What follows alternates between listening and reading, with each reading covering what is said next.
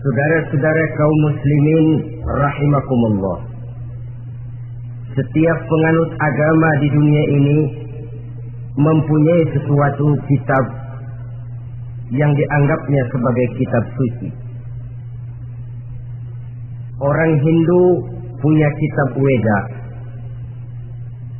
Orang Buddha punya kitab Tripitaka. Yahudi mempunyai Taurat. Nasrani mempunyai Injil. Penganut Konghucu punya kitab Tao Te Ching. Orang Majusi punya kitab Zen Avesta. Orang kebatinan punya kitab Serat Centani, Hidayat Jati, Darmo Gandul atau Gatoloco. Sementara kita umat Islam oleh Allah diberikan Al-Quranul Karim. Mengapa kita yakini Quran ini sebagai kitab suci?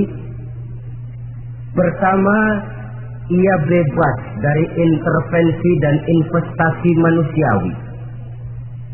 Ia sepenuhnya, baik isi maupun redaksi, adalah produk dari Allah Subhanahu wa Ta'ala.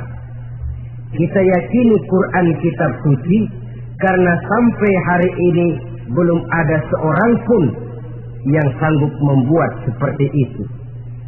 Suatu kitab hanya dinamakan suci kalau dia bersih dari investasi dan intervensi manusia. Al-Quran ini sejak turunnya 14 abad yang lalu telah menantang. Wa in kuntum fi raibin mimma nazzalna ala abdina fa'tu bi suratin min misli. Apabila kamu ragu-ragu terhadap kebenaran Quran yang kami turunkan kepada hamba kami Muhammad, atau kamu menyangka Quran itu cuma bikinan Muhammad saja, cobalah kamu buat satu surah saja semacam Al-Quran. Apabila kamu tidak mampu melakukannya seorang diri, wada'u syuhada'akum, ajak seluruh teman-temanmu. Sejak tantangan ini turun 14 abad yang lalu, sampai hari ini tidak seorang pun yang sanggup membuat satu surah saja semacam Al-Quranul Karim. Barangkali belum pernah ada yang coba-coba. Sudah. Di antaranya apa yang dilakukan oleh Musailamah Al-Kadzab. Dia mencoba membuat satu surah semacam Al-Quran yang kalimatnya sudah berbentuk bait-bait syair, tapi isinya jauh panggang daripada api. Yang kedua, kita yakini Quran sebagai kitab suci karena isi dan ajarannya sesuai dengan fitrah manusia. Suatu kitab dinamakan suci kalau ajarannya sejalan dengan fitrah manusia. Misalnya, manusia secara fitrah, kalau dia laki-laki, normal nafsu kepada perempuan, itu fitrah. Perempuan suka kepada laki-laki, itu fitrah. Kalau ada kitab suci tapi melarang manusia untuk kawin, kesuciannya perlu diselidiki.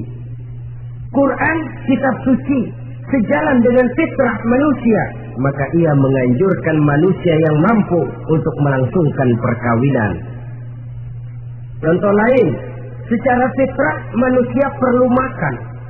Kalau ada kitab suci yang melarang manusia puasa saja siang malam terus menerus, itu kan sama juga nyuruh orang mati. Quran sesuai dengan fitrah manusia, maka dalam Islam puasa wisol, puasa ngableng apa itu istilahnya, puasa nyambung dari pagi sampai sore sampai malam sampai pagi lagi puasa terus, bukan saja tidak boleh, malah haram hukumnya. Kenapa? Itu bertentangan dengan fitrah manusia. Yang ketiga, kita yakini Quran sebagai kitab suci karena isinya tidak kontroversil. Isinya tidak saling bertentangan satu sama lain. Di ayat manapun Quran mengajarkan Allah itu Esa. Satu kali dia berkata haram, dia akan tetap berkata haram. Isinya tidak kontroversil. Sebab kalau ada kitab suci, di satu pihak mengajarkan Tuhan Esa, di lain ayat mengajarkan Tuhan 3, di lain ayat lagi mengajarkan Tuhan 4, kitab kacau namanya. Bagaimana suatu kitab bernama suci kalau isinya kontroversial satu dengan lainnya? Dari 3 kriteria inilah kita yakini Quran sebagai kitab suci. Masalah yang akan kita bicarakan pada pertemuan kita kali ini, bagaimana sikap kita terhadap Al-Quranul Karim sebagai kitab suci. Berangkat dari sebuah hadis di mana Rasulullah Shallallahu Alaihi Wasallam pernah memberikan tawaran. Beliau bersabda, "Man ja'ala al-Qur'ana amamahu qadahu ilal jannah, wa man ja'ala al-Qur'ana khalfahu saqahu ilal nar." Siapa yang menjadikan Quran sebagai imam, maka Quran akan membimbing dia ke dalam surga. Tetapi siapa yang menjadikan Quran sebagai makmum, maka Quran akan mendorong dia ke dalam neraka. Pilihan terserah kita. Siapa yang menjadikan Quran sebagai imam, ditempatkannya Al-Quran di depan, dia ikuti petunjuk dan ajaran Al-Quran, maka Quran akan membimbing dia ke surga. Surga dunia, lebih-lebih lagi surga akhirat. Tetapi sebaliknya, siapa yang menempatkan Quran di belakangnya, dia belakangi Al-Quran, dia belakangi perintah dan ajaran-ajaran Al-Quran, dia perturutkan hawa nafsunya dalam kehidupan ini, maka Quran akan mendorong dia ke dalam neraka. Ya, neraka dunia, lebih-lebih lagi neraka akhirat. Pilihan terserah kita. Saya mau tanya, kira-kira Quran dalam hidup kita jadi imam apa jadi makmum? Imam apa makmum? Kalau Quran jadi imam, artinya kita umat Islam jadi makmum. Resiko dan logika tentu, makmum harus mengikuti imam. Imam takbir, makmum takbir. Imam ruku, makmum ruku. Imam sujud, makmum sujud. Imam tahiyat, makmum tahiyat. Itu namanya Quran jadi imam, kita jadi makmum. Artinya dalam terjemahannya pada kehidupan, kalau merah kata Quran, merah kita kata. Hijau kata Quran, hijau kita bilang. Ke barat kata Quran, ke barat kita pergi. Ke timur kata Quran, ke timur kita berangkat. Halal kata Quran, halal kata kita. Haram kata Quran, haram kita bilang. Itu Quran imam, kita makmum. Nyatanya kadang-kadang kontras. Nyatanya kadang-kadang paradok. Merah kata Quran, hijau dong kata kita. Halal kata Quran, remeng-remeng kata kita. Ke barat kata Quran, ke timur kita pergi. Dalam praktek kita mau jadi makmum, Quran kita suruh jadi imam. Kita sesuaikan Quran dengan selera kita. Mana-mana ayat yang menguntungkan, mana ayat yang sesuai dengan mau kita, itu yang kita baca kuat-kuat. Itu yang kita canangkan ke tengah masyarakat ramai. Tapi manakala Quran itu bertentangan dengan nafsu kita, bertentangan dengan gaya dan kepribadian kita umpetin itu Quran.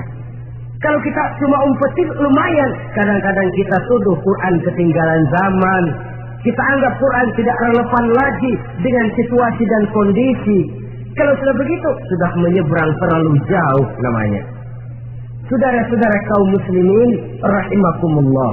Inilah makna hadis Nabi yang diriwayatkan dari Imam Ali bin Abi Thalib, bersabda Rasul, "Man qara'al Qur'ana fastazharahu wa ahalla halalahu wa harrama haramahu adkhalahul jannah."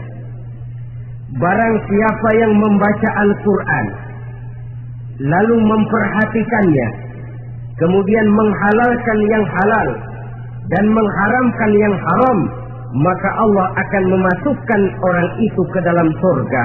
Ya surga dunia, ya surga akhirat. Apabila kita renungi hadis ini, maka untuk berimam kepada Al-Quran ada 3 jalan utama yang harus kita laksanakan.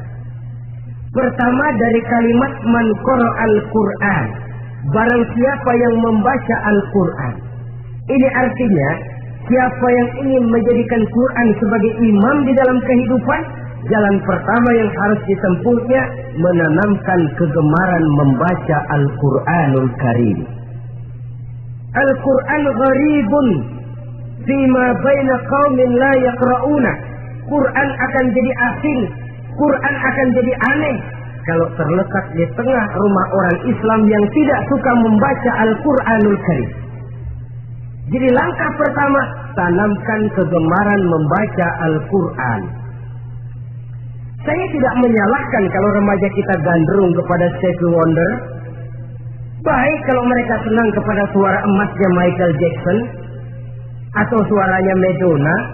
Tapi kalau sampai harus mengalahkan kecintaan mereka kepada membaca Al-Quran, ini ironi. Sebagai orang tua, kalau anak-anak kita buta huruf Latin, katanya menghambat pembangunan. Bahkan pemerintah saja menggalakkan bebas 3B itu. Buta aksara diantaranya, supaya rakyat bisa membaca huruf Latin. Kalau anak-anak kita buta huruf Latin, katanya menghambat pembangunan. Bagaimana kalau anak-anak kita buta huruf Quran? Jelas saja menghambat proses kesadaran dan kebangkitan dari dunia Islam itu sendiri. Satu contoh ringan. Dulu sebelum pembangunan merata, listrik belum lagi masuk desa, kampung gelap, rumah pakai lampu minyak. Kalau kita masuk kampung, terasa banyak orang Islam. Kenapa? Di rumah sebelah sana kita dengar anak muda sedang latihan baca rawi, sebelah sini ibu-ibu sedang selawatan, di rumah sana remaja sedang baca Quran. Pembangunan maju, listrik masuk desa, alhamdulillah.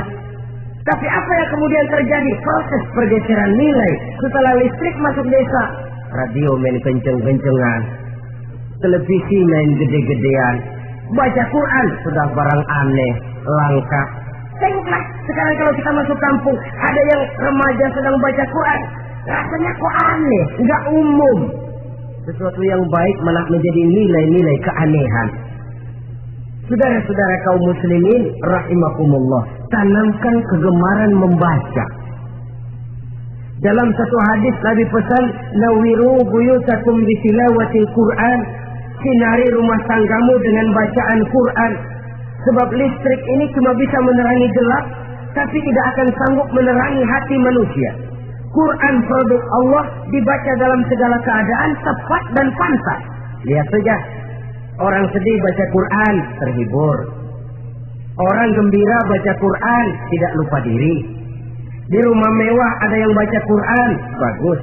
Di gubuk reot di pinggir kali ada yang baca Quran, cocok. Orang kawin dibacakan Quran, bagus.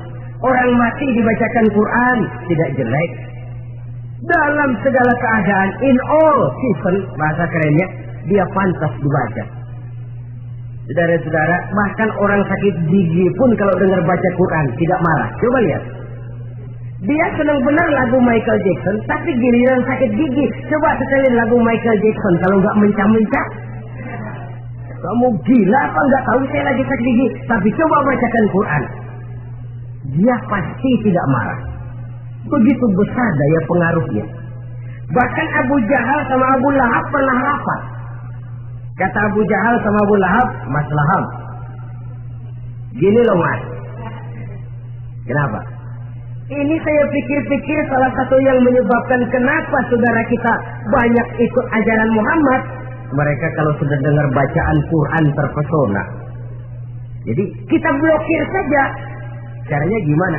Kasih pengumuman kepada Quraisy, jangan sekali-kali mau dengerin Muhammad baca Quran. Kamu juga jangan. Dan kamu, saya pun begitu. Mari kita janji, tidak mau dengar bacaan Quran. Salaman. Pulang ke rumah masing-masing. Dapat 1 hari, tahan 2 hari, bertahan 3 hari, seminggu ke atas. Abu Jahal mulai ada semacam rindu. Kangen pengen dengar ayat Quran. Karena secara pribadi dia mengakui keindahan gaya bahasanya jauh lebih tinggi dari kemampuan penyair Quraisy. Isi ajarannya sangat dalam dan menyentuh segi-segi kehidupan manusia. Gak tahan Abu Jahal kayak dikilikin hatinya. Keluar rumah mindik-mindik, ngumpet-ngumpet. Gempet di rumah Nabi, pengen dengar Nabi baca Quran. Rupanya Abu Lahab sama. Pikir Abu Lahab nggak bakalan keluar. Abu Lahab berpikir, Jahal pasti di rumah. Dua-duanya bareng berangkat ke rumah Nabi. Cuma yang satu dari sebelah barat, yang satu dari sebelah timur. Ngempet, ketemu di sudut, sama-sama kaget. Jahal, loh kamu Lahab? Iya, kamu ngapain? Lah kamu ngapain? Akhirnya sama-sama malu, sama-sama tidak bisa menahan diri, akhirnya sama-sama ngakuin. Bagaimanapun kita harus akui bahwa Al-Quran ini mengandung daya pesona yang sangat luar biasa. Itu dari segi bacaan, belum lagi dari segi ajaran, belum lagi dari segi isi. Tanamkan kegemaran membaca Al-Quran. Sampai-sampai Nabi katakan, Innal ladzi laisa fi jawfihi syai'un minal Quran kal baitil kharib. Orang yang dari tenggorokannya belum pernah keluar ayat Quran barang sepotong pun, belum pernah ngaji barang seayat pun, itu orang kata Nabi kal baitil kharib, kayak rumah kosong. Rumah kan kalau kosong biar bagus, mewah, besar, perabotannya lengkap. Kalau kosong, angker. Setan kuntilanak memedik, betah benar di situ. Saudara-saudara kaum muslimin rahimakumullah. Dalam satu percontohan Nabi mengatakan begini. Masalul mu'minil ladzi yaqra'ul Qur'an kamasalil utrujah. Rihuha thayyibun wa ta'muha thayyibun. Orang mukmin yang suka membaca Quran adalah ibarat buah utrujah. Baunya wangi, rasanya lezat. Kira-kira kalau di negeri kita buah apa utrujah? Semacam jeruk yang manis lah. Sudah baunya wangi, rasanya enak. Itu buah. Orang mukmin yang suka baca Quran kayak buah itu. Baunya wangi, rasanya enak. Artinya syiarnya hidup, isinya memang orang mukmin. Sebaliknya, wa masalul mu'minil ladzi la yaqra'ul Qur'an kamasalit tamrah la riha laha wa ta'muha hulwun. Orang mukmin yang tidak suka baca Quran kayak korma. Rasanya emang manis, cuman kagak ada baunya. Artinya apa? Syiarnya kurang. Kalau orang belum pasti kenal kan kagak mau makan korma. Kenapa? Nggak ada baunya. Daya tariknya kurang walaupun rasanya enak. Kalau daya tariknya nggak ada, kan nggak ada iklannya, tidak ada syiarnya. Itu orang mukmin yang tidak suka membaca Quran. Ibarat buah, nggak ada baunya walaupun rasanya enak. Orang kurang tergerak, kurang syiar, kurang daya tarik. Sebaliknya, wa masalul munafiq allazi yaqra'ul Qur'an kamasalir raihanah rihuha thayyibun wa ta'muha murrun. Orang munafik yang suka baca Quran seperti buah raihanah. Apa itu? Baunya wangi, rasanya pahit. Orang munafik baca Quran kayak buah itu. Baunya sih enak, cuman rasanya pahit. Ya munafik baca Quran. Syiarnya sih lumayan, daya tariknya hebat, isinya munafik. Nah, paling jelek orang munafik yang nggak suka baca Quran. Wa masalul munafiqil ladzi la yaqra'ul Qur'an kamasalil hanzalah laisa laha rihun wa ta'muha murrun. Orang munafik yang tidak suka baca Quran seperti buah hanzalah, sudah enggak ada baunya, rasanya pahit lagi.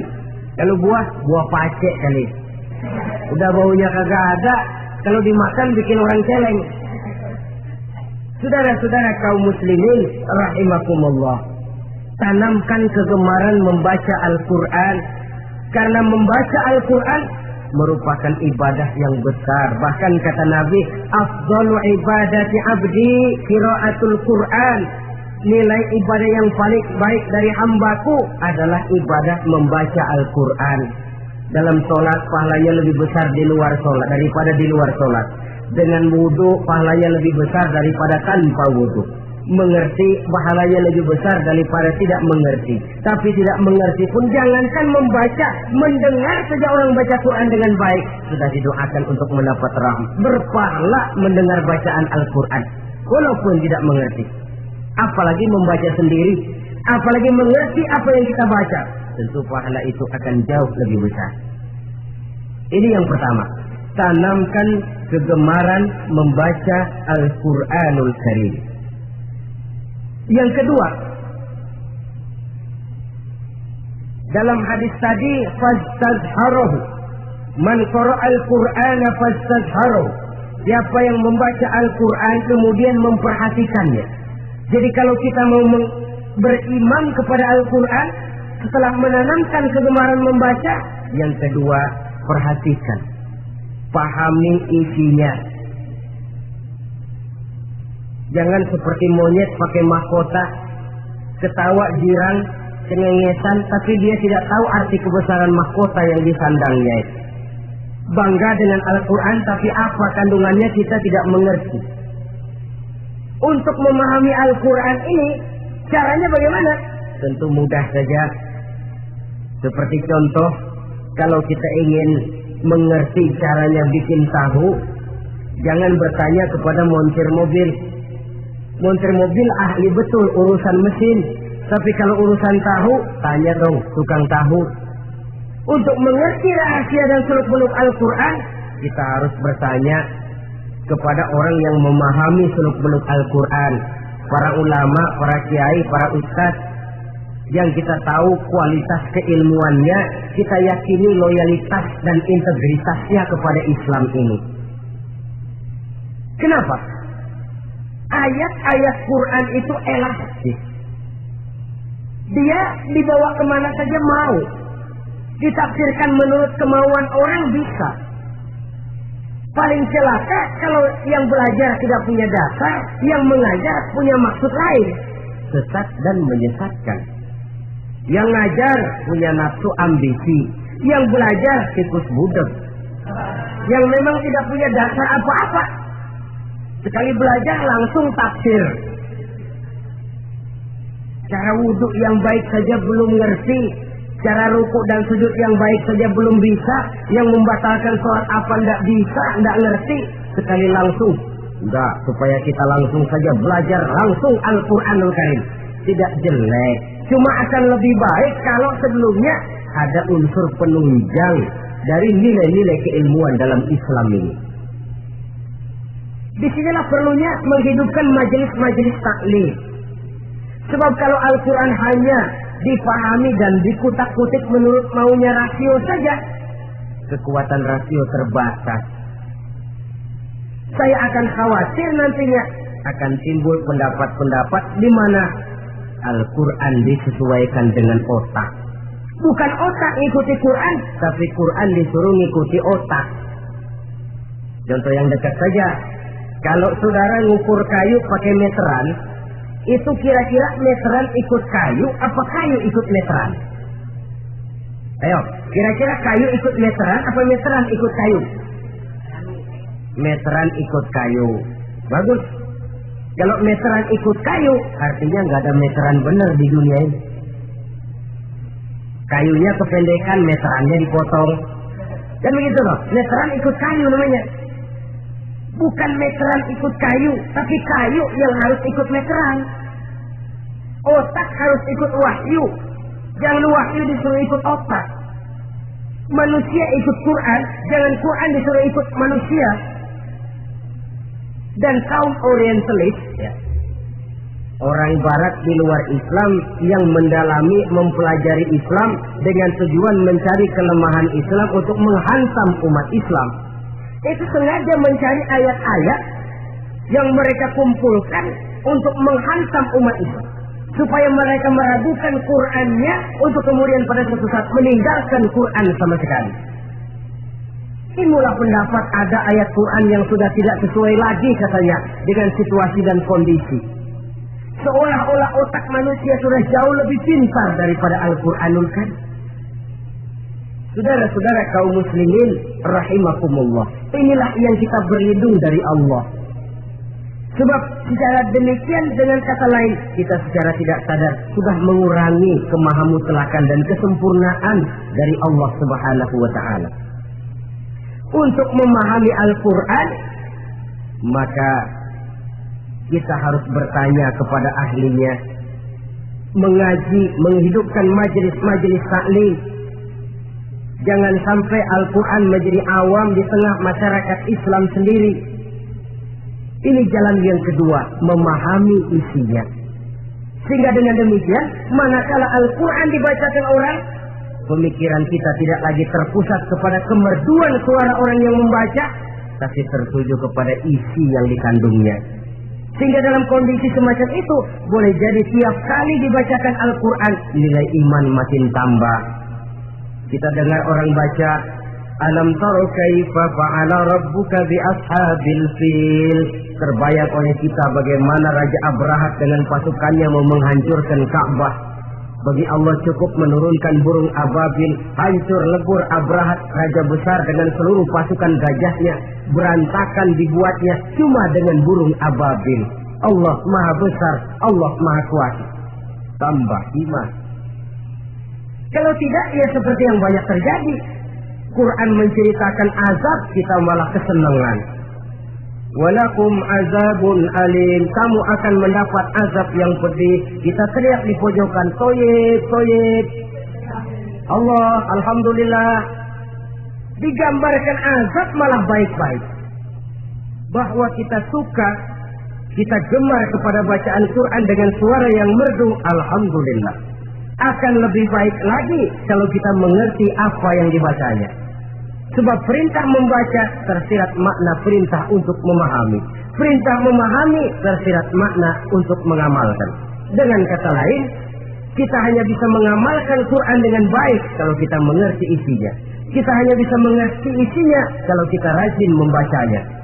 Baik membaca yang tersirat, baik membaca yang tersurat dengan petunjuk para alim ulama, para kiai, dan orang-orang yang ahli di bidang itu. Saudara-saudara kaum muslimin rahimakumullah, inilah jalan kedua. Upayakan memahami isinya. Hidupkan kajian-kajian agama, hidupkan majelis-majelis taklim. Jangan sampai Al-Quran asing di hati kita sendiri. Jangan sampai kita awam terhadap makna kandungan dan ajaran Al-Quran, sementara kita yakini bahwa dialah yang akan bisa membimbing kita menuju kebahagiaan sejak dari dunia sampai ke akhirat nanti. Jalan ketiga untuk berimam kepada Al-Quran, telah menanamkan kegemaran membaca, lalu berupaya memahami isinya. Yang ketiga adalah mengamalkannya dalam kehidupan sesuai dengan kemampuan yang kita miliki. Quran tidak akan membawa berkah kalau ajaran yang terkandung di dalamnya kita baca, tapi kemudian kita injak-injak dalam praktek kehidupan. Quran mengatakan riba haram, tapi praktek kita dalam hidup malah senang betul kepada riba. Quran mengajarkan jagalah kesatuan persatuan dan ukhuwah Islamiyah. Praktek yang kita lakukan malah centang perenang, malah saling bertolak belakang, malah kadang menjegal kawan seiring, menggunting dalam lipatan, ramai kita dengan kita. Lalu kelemahan pun menjadi kenyataan di mana-mana. Quran sekali lagi tidak akan membawa berkah kalau yang kita baca kita injak-injak. Tentang pengamalan Al-Quran ini, Allah Subhanahu wa ta'ala mengklasifikasi manusia dalam firman-Nya, "Tsumma awrasna al-kitaba allazina istafaina min ibadina." Kemudian kami wariskan Al-Quran ini kepada hamba-hamba kami yang kami pilih. Ya Allah, coba saja kita lihat ayat ini. Quran kitab pilihan, diberikan kepada umat pilihan, yaitu kita-kita ini. Lalu bagaimana umat pilihan ini setelah menerima Al-Quran? Terbagi dalam 3 kelompok besar. Pertama, kata Allah, "Faminhum zalimun li nafsihi." Di antara mereka ada yang setelah menerima Al-Quran kemudian zalim kepada dirinya sendiri. Artinya hanya mulutnya saja yang menerima Al-Quran, tapi perbuatannya menginjak-injak Al-Quran. Orang semacam ini tidak zalim kepada Allah, tidak zalim kepada Rasulullah, tetapi orang semacam ini zalim kepada dirinya sendiri. Dia terima Quran dengan mulutnya, tapi dia injak-injak Quran dengan perbuatannya. Na'udzubillah summa na'udzubillah. Kelompok yang kedua, faminhum muqtasid. Di antara mereka ada yang setelah menerima Al-Quran lalu muktasid. Muktasid ini 50-50, ngambil jalan tengah. Ajaran Quran dipakai, ajaran setan dikerjain. Artinya juga perintah Quran oke, larangan Quran ho. Saudara-saudara, malaikat bingung bagaimana montemnya nih anak ini. Perintah Quran dikerjain, larangan Quran juga dikerjain. Ini muktasid. Nah, yang ideal adalah golongan yang ketiga, kata Allah. Wa minhum sabiqun bil khairati biiznillah. Di antara mereka ada lagi yang setelah menerima Al-Quran lalu berlomba-lomba melaksanakannya, berlomba-lomba mengamalkan kebaikan, dan itu hanya bisa terjadi biiznillah, dengan izin dari Allah. Hidayah, saudara-saudara.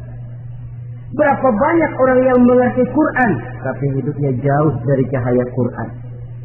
Berapa banyak orang yang ahli Quran tapi cahaya Quran tidak menerangi kehidupannya. Berapa banyak orang yang ahli hukum tapi bikin bingung masyarakat dengan fatwanya.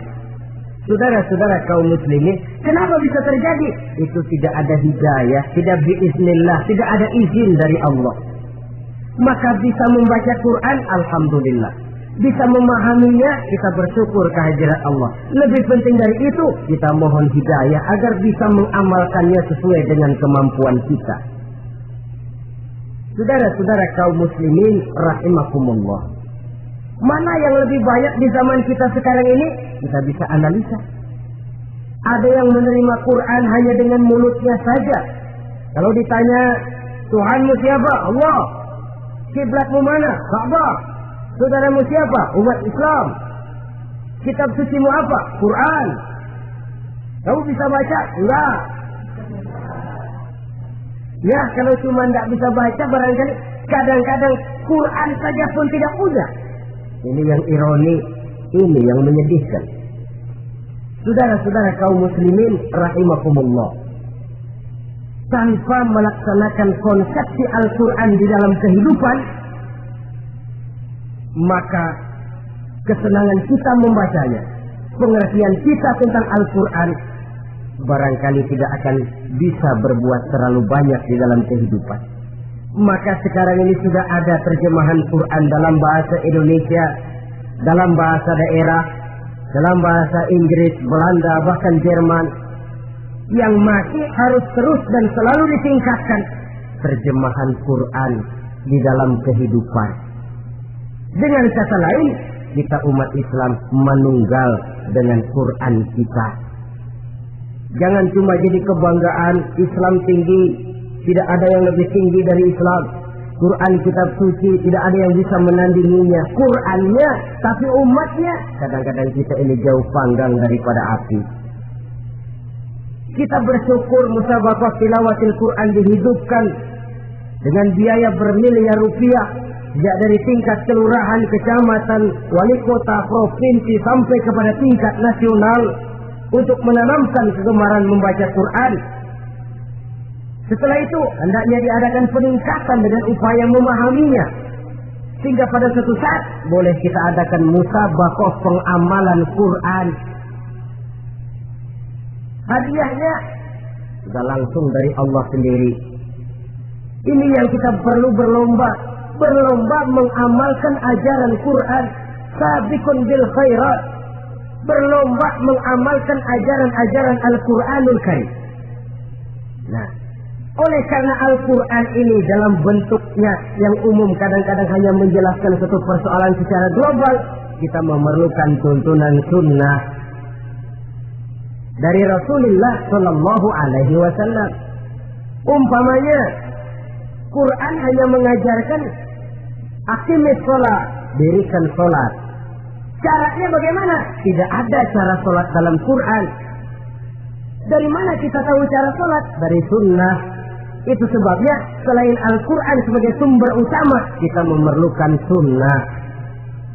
Bahwa sholat pakai takbiratul ihram di Quran tidak ada. Bahwa sholat pakai tahiyat dalam Quran tidak ada. Jadi kalau orang cuma Quran saja, tidak ada sunnah itu, ya bagaimana kita bisa sholat? Quran cuma mengatakan wa atimul hajja wal umrata lillah, laksanakan haji dan umrah karena Allah. Bagaimana manasik haji? Bagaimana cara sa'i? Bagaimana cara wukuf? Bagaimana cara melontar? Tidak ada dalam Quran. Yang memuat itu tidak lain sunnah. Untuk memahami Quran dan sunnah ini, kita memerlukan orang yang menguasai Quran dan sunnah. Oleh karena itu, kita perlu petunjuk kepada para ulama. Itu sebabnya Quran sendiri mengatakan, wa in tanaza'tum fi syai'in farudduhu ila Allahi wa rasulih. Apabila kamu berbeda pendapat tentang suatu persoalan, kembalikan kepada Allah dan Rasulnya. Kembalikan kepada Allah artinya kembalikan kepada Quran. Kembalikan kepada Rasul maksudnya kembalikan kepada sunnah. Siapa yang mengerti Quran dan sunnah? Para ulama yang kualitas ilmunya kita yakini, loyalitas dan kredibilitas serta integritas keislamannya bisa menjadi panutan.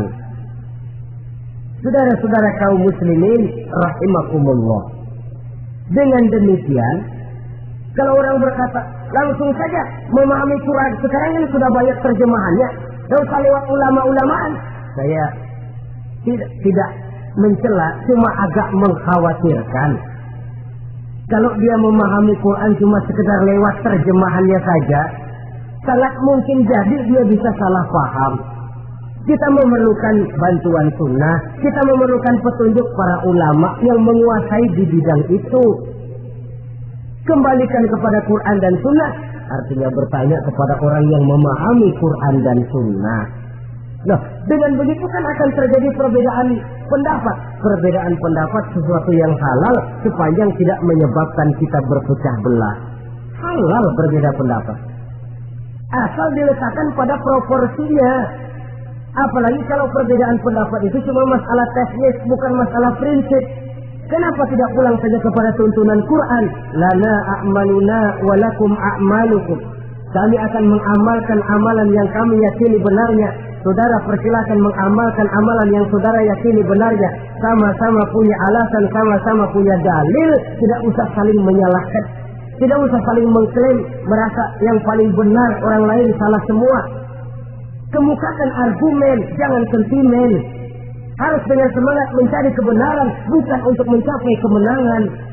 Kalau sentimen lebih penting dari argumen, kalau kemenangan lebih diutamakan dari mencari kebenaran, yang berlaku kadang-kadang gengsi. Kalau sudah gengsi, yang bicara emosi. Kalau sudah emosi, istilah kita di kampung ngambek. Gedean ilmunya sama ambeknya. Kadang-kadang, saya kalau nggak jadi imam nggak mau sembahyang di situ. Kalau nggak jadi imam, orang lain dianggapnya kagak sah sembahyangnya. Pokoknya kalau nggak ngaji sama saya, Islamnya kurang benar. Mengklaim. Perbedaan pendapat wajar, halal, asal tidak menyebabkan kita berpecah belah. Dan sewajarnya kita lebih berusaha mencari titik pertemuan, memperbesar persamaan, dan bukan mengutak-utik perbedaan. Kadang-kadang inilah penyakit kita nih. Satu kunut, satu tidak sembahyang subuhnya, bisa RT. Satu usuli, satu tidak, bisa RW. Satu azan sekali Jumatan, satu dua kali bikin masjid lagi. Kenapa bukan persamaannya yang dicari? Kenapa justru perbedaannya yang diperbesar? Yang masalah macam ini sampai kiamat tidak pernah selesai. Kan lebih baik kalau kita ditanya orang, Pak, sholat subuh itu pakai kunut apa tidak sih? Kalau saya pakai. Kalau yang tidak pakai kunut bagaimana Pak? Betul, kata yang tidak pakai. Jadi yang pakai kunut betul, betul karena saya pakai kunut. Yang tidak juga betul, betul kata yang tidak pakai. Kalau yang kunut betul, yang tidak kunut betul, lalu yang salah yang mana Pak? Yang salah yang subuh nggak semayang. Lebih objektif, proyek garapannya ada, umat tidak berpecah belah. Yang konyol kadang-kadang khutbah Jumat pakai membongkar khilafiyah, menghantam tahlil, menghantam kunut. Selesai sembahyang Jumat, apa yang terjadi? Umat resah, masyarakat gelisah, polemik timbul, masalah tidak terselesaikan. Orang jadi khotib itu raja dalam mimbar Jumat, siapa yang mau bantah dia? Kalau memang mau buka itu persoalan khilafiyah, buka dalam forum khusus. Adakan pengajian, jelaskan masalahnya secara luas, mendasar. Jangan mengklaim dan memvonis. Berikan kebebasan kepada umat untuk menilai. Masalahnya selesai, yang tidak puas bisa bertanya. Saudara-saudara, sudah lewat masanya kita meributkan soal itu. Sudah datang waktunya di mana kita lebih mementingkan dan membicarakan masalah-masalah yang lebih mendesak dihadapi oleh umat. Kemiskinan misalnya, kebodohan misalnya, keterbelakangan umpamanya, peluang untuk mendapatkan pendidikan yang layak bagi anak-anak kita yang berotak cerdas tapi tidak punya kemampuan ekonomi umpamanya. Itu akan lebih objektif ketimbang kita membicarakan masalah-masalah yang sampai kiamat tidak akan pernah selesai, yang hanya akan menyebabkan kita menjadi lemah, persatuan koyak, solidaritas sosial lalu menurun, saling curiga menjadi tumbuh karenanya, dan pada akhirnya kita tidak akan pernah bisa berbuat banyak. Untung kalau tidak menjadi tertawaan bagi orang yang berdiri di luar pagar. Saudara-saudara kaum muslimin rahimakumullah, sekali lagi, Al-Quran tidak akan membawa berkah kalau yang kita baca kita injak-injak. Oleh karenanya, untuk berimam kepada Quran ini, sekali lagi, pertama, tanamkan kegemaran membaca. Yang kedua, upayakan memahami isinya melalui bimbingan orang yang ahli bidang itu. Yang ketiga, amalkan sesuai dengan kemampuan. Sebab itu ada prinsip, kalau isi suatu hadis nampaknya bertentangan dengan otak, kesohihan hadis itu boleh diperiksa. Tapi kalau ayat Quran nampaknya bertentangan dengan otak, otaknya yang harus diperiksa. Jangan Qurannya lalu disesuaikan dengan otak. Sebab kalau kita sudah berani berteori, ada ayat Quran yang tidak sesuai dengan keadaan. Ayat yang mana? Yang ini. Tahun depan tambah lagi. Tahun depan tambah lagi. Makin lama makin habis Al-Quran itu. Yang perlu diperbarui cara kita memahami Quran. Bukan dengan mengemukakan teori ayat Quran kehilangan relevansi. Cara kita memahami barangkali yang kurang relevan. Dalam situasi, dalam konteksnya dengan situasi dan kondisi. Jangan lupa, Al-Quran ini kan untuk semua umur. Dia bisa dipahami secara filosofis, dia bisa dipahami dengan kacamata orang awam. Tingkat kemampuan berpikir orang tidak semuanya sama. Kalau semua orang kita mau ajak berfilsafat, merenung dalam-dalam, menerawang tinggi-tinggi, ialah buat mereka yang terjangkau oleh perguruan tinggi. Tapi buat saudara-saudara kita, pedagang-pedagang kecil, petani di desa-desa terpencil, remaja-remaja yang jauh dari sentuhan teknologi canggih, sanggupkah mereka berpikir filosofis? Sementara mereka merupakan bagian terbesar dari kondisi umat ini. Saudara-saudara kaum muslimin, oleh karenanya, ditentang membaca, memahami dan mengamalkan, Rasulullah Shallallahu Alaihi Wasallam pernah memberikan sugesti. Beliau bersabda, "In aradtum aisas su'ada," apabila kamu menginginkan kehidupan yang bahagia, hidup seperti hidupnya orang-orang yang bahagia, dan tentu ini keinginan kita semua. Wa mautas syuhada, dan menginginkan mati sebagai matinya para syuhada, para pahlawan pembela agama, orang yang mati syahid. Wah, ini sudah tidak duanya ini. Hidup mulia, mati syahid, dapat dua-duanya. Wan najata yaumal hasri, dan ingin mendapat keselamatan pada hari hasar, hari pengumpulan manusia di padang mahsyar. Wa zilla yaumal harri, dan mendapat perlindungan dari Allah pada hari yang sangat panas. Wal huda minadh dhalalah, dan mendapat petunjuk dari kesesatan. Nah, ini keinginan semua orang. Kan yang kita cari apa sih? Hidup bahagia. Biar tidak kaya asal bahagia, sudah enak. Lalu apa lagi? Matinya sebagai syahid. Kemudian di hari pengumpulan nanti mendapat keselamatan. Lalu pada saat orang lain kepanasan kita mendapat perlindungan. Kemudian orang lain kebingungan kita mendapat petunjuk. Kalau ini yang diinginkan kata Nabi, resepnya fa'adimu qiraatal Qur'an, maka lazimkan, biasakan olehmu membaca Quran. Tidak ada terlambat. Idealnya memang dari kecil, sebab lidah kalau sudah kaku berat.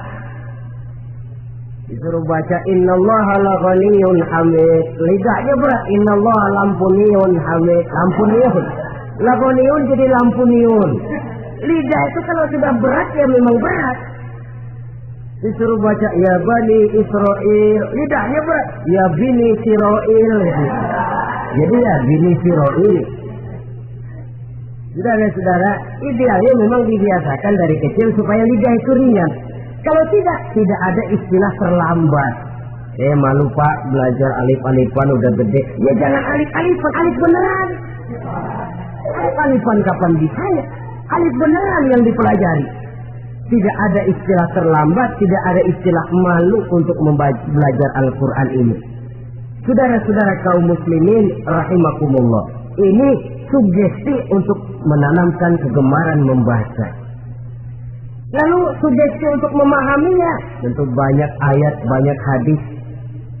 Mengapa tidak di antara kamu sekelompok orang yang berangkat untuk memperdalam, memahami agama?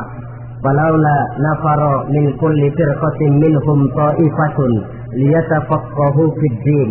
Di tengah kelompok orang yang berangkat belajar teknologi canggih, di tengah grup orang yang mendalami ekonomi, di tengah kelompok orang yang membidangi hukum, di tengah kelompok orang yang sibuk meneliti ilmu-ilmu kedokteran, mengapa tidak ada kelompok orang yang secara takhasus liyatafaqahu fid din, mendalami agama, mendalami Quran ini? Harus ada.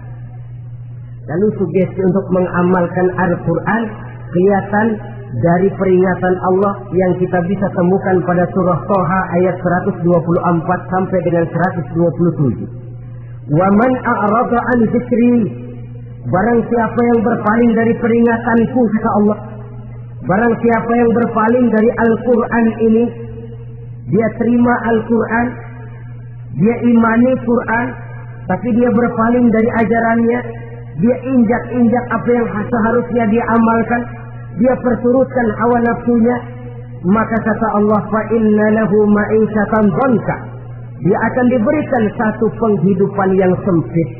Inna lillahi wa inna ilaihi raji'un. Diberikan hidup yang sempit. Kalau hidup sudah terasa sempit, bagaimanapun luasnya rumah, sempit. Kalau hidup sudah terasa sempit, bagaimanapun banyaknya harta, sumpah. Kalau sudah hidup ini terasa sempit, bagaimanapun luasnya pergaulan, tidak ada tempat kita bertanya, melarikan persoalan, membagi rasa. Siapa yang berpaling dari Quran, dia akan diberikan penghidupan yang sempit. Bukan dagangnya tidak untung, bukan kerjanya tidak digaji, tapi kesempitan hati lebih bahaya loh dari kesempitan ekonomi. Itu di dunia. Di akhirat, wa nahsuruhu yaumal qiyamati a'ma. Di akhirat nanti dia akan dikumpulkan oleh Allah dalam keadaan buta. Ya Allah, ya Rasul. Padahal ke akhirat kita baru tumben. Sekali ke akhirat buta. Masya Allah. Di tempat kita lahir saja, kalau tadinya kita melihat, kalau menjadi buta, kita bingung. Padahal jalan sudah pernah kita lihat, arah sudah pernah kita tahu. Bagaimana di padang mahsyar nanti? Kemana jalan yang akan ditempuh? Kepada siapa kita hendak bertanya? Mana teman, mana istri, mana anak? Buta pula kita. Satu kesengsaraan yang merupakan puncak kesengsaraan. Dikala itu orang yang semacam tadi protes, Rabbi, lima hasyartani a'ma wa qad kuntu basira. Wahai Allah, kenapa hari ini saya dikumpulkan dalam keadaan buta? Padahal ketika di dunia dulu saya melihat, saya menyaksikan gunung yang menjulang tinggi ke angkasa, saya melihat lautan yang luas terhampar biru membentang, saya saksikan tanah, sawah luas menguning, saya saksikan keindahan alam. Di dunia saya melihat Allah. Kenapa sekarang saya dikumpulkan dalam keadaan begini? Protes dia, tidak terima dia. Allah jawab, kadzalika atatka ayatuna fanasitaha. Kata Allah, begitulah memang. Dahulunya waktu di dunia telah datang ayat-ayat kami kepadamu, telah turun Al-Quran, telah datang agama, fanasitaha, tapi kamu lupakan dia, kamu lupakan Quran, kamu lupakan Islam. Datang ayat, turun Quran, turun agama, kamu belaga pilon, kamu belaga nggak tahu. Wa kadzalikal yauma tunsa, maka hari ini pun begitulah kamu dilupakan. Sebagaimana dulu waktu di dunia kamu telah melupakan ayat-ayatku, melupakan kitabku, melupakan ajaran-ajaranku. Hari ini kamu pun dilupakan. Seolah-olah Tuhan cuma nggak bilang, mereka protes, Tuhan, kenapa saya buta padahal di dunia saya melihat? Kata Tuhan, kalau bahasa kita, lu rasain. Lu sih, kenapa dulu di dunia? Pura-pura nggak lihat. Kenapa waktu di dunia? Pura-pura nggak tahu. Kenapa waktu di dunia? Kamu lupakan Quran, maka hari ini pun engkau kami lupakan. Wa kadzalika al-yawma tunsa. Wa kadzalika najzi man asrafa wa lam yu'min bi ayati rabbih wal 'adzabul akhirati ashadd wa abqa. Demikianlah kami membalas orang yang berlebih-lebihan, orang yang melampaui batas dan tidak mau beriman kepada ayat-ayat Tuhannya, dan sungguh siksa akhirat itu lebih dahsyat dan lebih kekal. Siksa dunia mungkin kelaparan, kekurangan ekonomi, kekurangan pakaian, tapi berapa hari paling lama seumur manusia? 70 tahun umur kita, ya paling lama begitulah. Tapi siksa akhirat, kesengsaraan akhirat, kesengsaraan neraka, asyaddu wa abqa, lebih dahsyat dan lebih kekal. Di zaman sekarang orang bukan cuma berbuat potong kompas, berpikir pun potong kompas, berpikir pun ngambil jalan pintas. Dia lebih memilih kesenangan yang sedikit dengan mengorbankan kesenangan yang abadi. Dia mengejar surga yang sebentar dengan menghancurkan surga yang kekal. Dicarinya surga dunia, hidup cukup, rumah bagus, makan bagus, pakaian bagus, istri bagus, dengan menghalalkan segala macam cara, berpaling daripada kehidupan agama, lalu menginjak-injak Al-Quranul Karim. Kita berlindung kepada Allah, jangan sampai dimasukkan dalam kelompok yang di akhirat nanti dibangkitkan dalam keadaan buta. Na'udzubillah, summa na'udzubillah. Di sini kita terkesan dengan apa yang dikatakan Sayyid Muhammad Abduh, al-Islam mahjubun bil muslimin. Kebesaran Islam kadang-kadang tertutup oleh tingkah laku umat Islam sendiri. Keluhuran dan kesempurnaan Al-Quran tertutup oleh kebodohan umat Islam. Sedangkan untuk mengungkapkan rahasia Al-Quran ini diperlukan keahlian yang kompleks. Saudara yang di Fakultas Teknik belajar teknologi, ungkap buka rahasia Quran di bidang teknologi. Saudara yang di bidang kedokteran, ungkap buka rahasia Al-Quran di bidang kedokteran. Saudara yang ahli geologi, pelajari struktur kulit bumi dengan mengungkap rahasia Al-Quran. Sehingga pengkajian kita tentang teknologi, pengkajian kita tentang angkasa luar, pengkajian kita tentang anatomi manusia akan berakhir kepada subhanaka ma khalaqta hadza batila. Ya Allah, tidak satu pun yang engkau ciptakan ini sia-sia. Perut bumi mengandung minyak, timah, kekayaan yang berharga untuk manusia. Mempelajari angkasa luar bisa memahami musim dan menyelamatkan manusia. Mempelajari rimba belantara, teknologi canggih, akhirnya akan memperkuat nilai-nilai iman, menerjemahkan ajaran Quran lewat disiplin ilmu yang kita kuasai masing-masing, untuk kemudian bekerja sama bahu-membahu dalam rangka mengimani Al-Quran, mengamalkan Al-Quran, dan mengawal keluhuran Al-Quranul Karim yang atas dasar tuntunannya kita hidup, untuknya kita berjuang, dan dalam bimbingannya kita ingin kembali menghadap Allah Subhanahu wa Ta'ala. Inilah pertemuan yang singkat ini. Mudah-mudahan kita diberikan kekuatan oleh Allah untuk berimam kepada Al-Quran, menjadikannya sebagai pedoman utama di dalam kehidupan kita. Terima kasih atas segala perhatian. Mohon maaf atas segala kekurangan. Usikum wa nafsi bitaqwallah. Wassalamualaikum warahmatullahi wabarakatuh.